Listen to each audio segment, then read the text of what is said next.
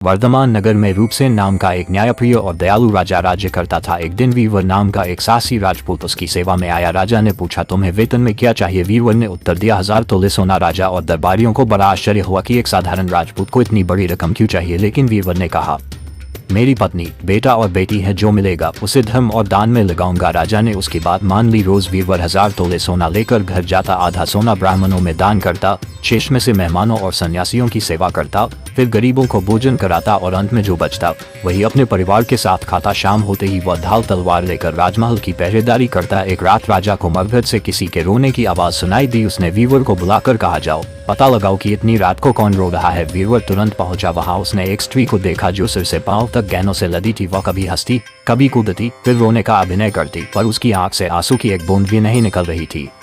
वीरवर ने पूछा, तुम कौन हो? वह बोली, मैं राजलक्ष्मी यहाँ रो रही हूँ क्योंकि इस राज्य में अधर्म बढ़ रहा है। अब मैं यहाँ से जाऊंगी और राजा 1 महीने में मर जाएगा। वीरवर घबराया।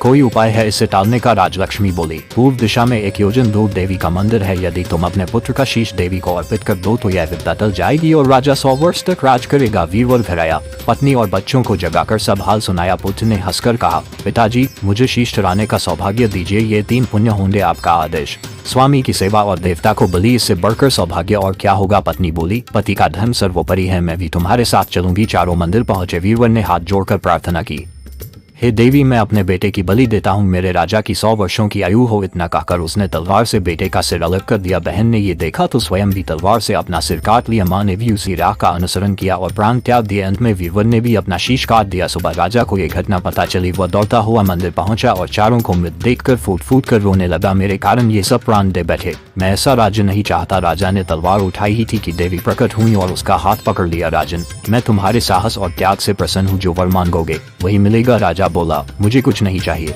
बस इन चारों को जीवन दान दे दो। देवी ने अमृत छिड़क कर उन चारों को जीवित कर